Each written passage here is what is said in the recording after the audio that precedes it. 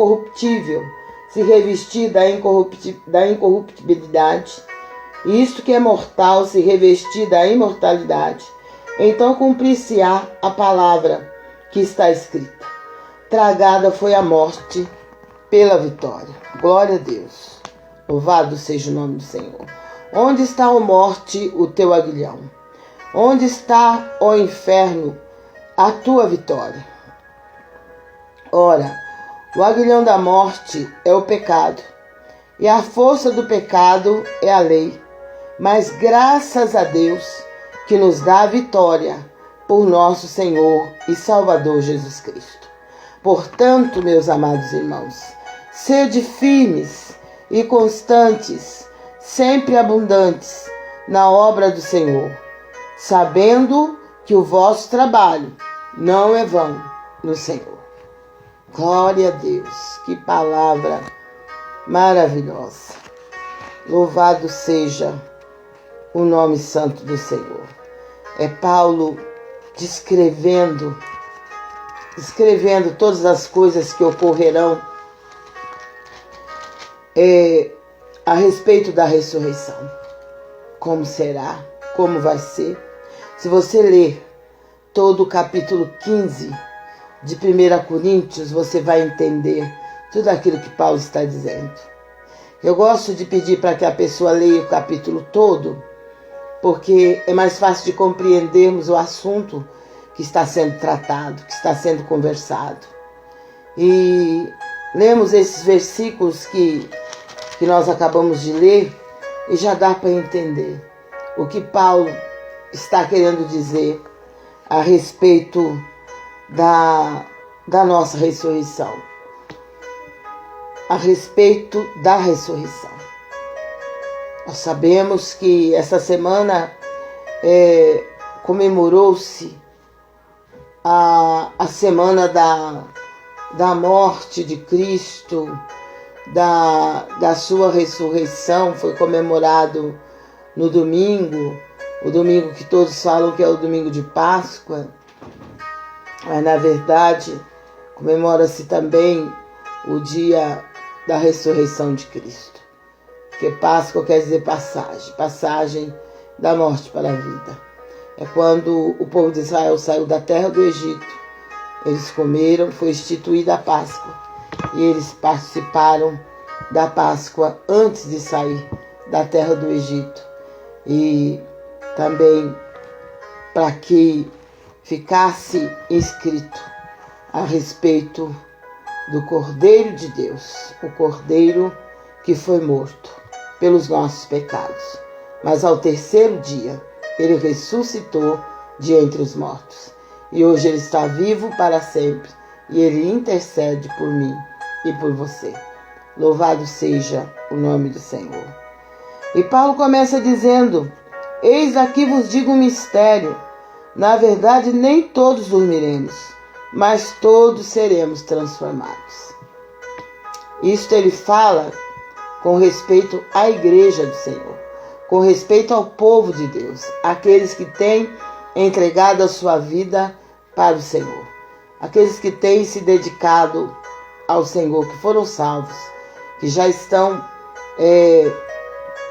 caminhando com Cristo e que aguardam essa tão grande salvação que já se manifestou e que vai ser concretizada após o arrebatamento da igreja. E Paulo diz: eis aqui vos digo um mistério. Na verdade, nem todos dormiremos. Quer dizer, nem todos vamos morrer. Nem todos os seres humanos que estão aguardando o dia do arrebatamento e que estão preparados para o arrebatamento, nem todos vão provar a morte. É o que ele quis dizer, a morte física. E é claro que Paulo diz: nem todos dormiremos, mas todos seremos transformados. Por quê? Porque esse corpo, a carne e o sangue, não vão herdar o reino de Deus. Não vão subir para o céu.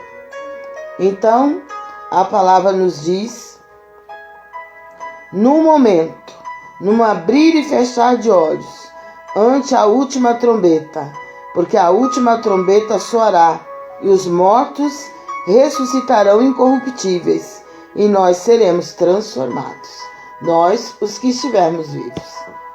Aqueles que dormem em Cristo, aqueles que dormiram firmes na fé, firmes no Senhor, eles vão ressuscitar. Glória a Deus, porque temos essa esperança. A esperança de uma vida eterna. Paulo disse que aqueles que dormiram em Cristo, eles ressuscitarão. E nós seremos transformados. E, como diz a palavra do Senhor, ele diz assim,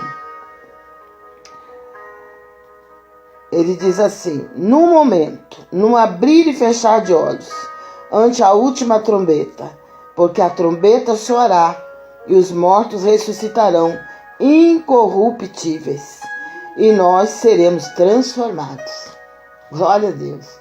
Os mortos vão ressuscitar. Aqueles que dormiram em Cristo vão fazer parte da primeira ressurreição. Glória a Deus. E os mortos em Cristo vão ressuscitar e receberão um corpo glorificado. E nós que estivermos vivos seremos transformados, teremos o nosso corpo transformado. E subiremos ao encontro do Senhor nos ares e estaremos para sempre com o Senhor. Glória a Deus. Louvado seja o nome santo do Senhor. E Paulo continua dizendo, porque convém que isto que é corruptível, isso que se corrompe, que se destrói, né, que se desgasta, que é o nosso corpo, que a criança quando nasce, ela nasce,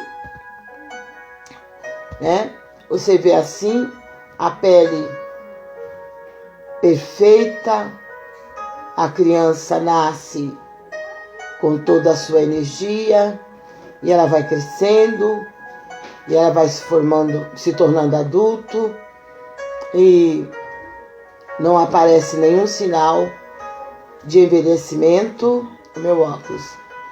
Mas quando chega uma determinada idade, já vai aparecendo os sinais da velhice. A pessoa já vai envelhecendo, a pele já vai ficando enrugada, vai aparecendo as rugas, e fisicamente também a pessoa já não é mais a mesma. Mas isso é o nosso corpo, porque ele é corruptível, ele se desgasta. Por mais que as pessoas tentem combater os desgastes do tempo, que o tempo provoca no corpo humano, por mais que as pessoas tentem fazendo plásticas, fazendo um monte de coisa, ou tirando de um lugar para pôr no outro, e fazendo todo aquele reboliço para melhorar a aparência, para se apresentar sempre jovem, mas a gente vai vendo que com o passar do tempo, até aqueles medicamentos, aqueles recursos usados pela medicina, pelos esteticistas, com o passar do tempo, aquilo dali também já não vai surtindo efeito, porque o tempo, ele passa e ele também faz com que o ser humano também vá se desgastando com o tempo. Então, de repente, você olha uma fotografia que você tirou quando você tinha 20 anos, já não é a mesma. Depois que você tem 30, 40, já começa a aparecer as modificações no seu corpo, no seu rosto. E nós louvamos a Deus porque quando as pessoas estão entregues ao pecado, elas se desgastam muito mais rapidamente. Porque o pecado realmente ele destrói as pessoas. Principalmente quando as pessoas vivem uma vida depravada, vivem uma vida no meio no meio das bebedeiras, no meio daquelas vidas atrapalhadas e as noitadas. Com o passar do tempo, de repente você olha a pessoa, você pensa, você olha uma pessoa de 30 anos, parece que ela tem 50, porque ela se desgastou rapidamente devido às noites, né, mal dormidas, às noites de farra. E você vê que o pecado, ele corrói todas as coisas, ele consegue destruir o corpo do ser humano.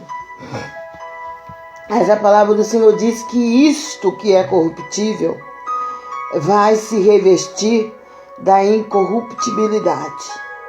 E que isto que é mortal vai se revestir da imortalidade.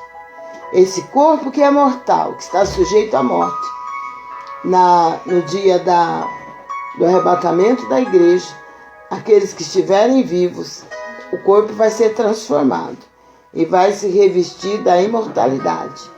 E o corpo que estava morto no pó da terra, ou no fundo do mar, ou seja lá onde for, vai ressuscitar e vai receber um corpo também glorificado. A terra vai ter que dar conta dos seus mortos e o mar também vai ter que dar conta dos seus mortos.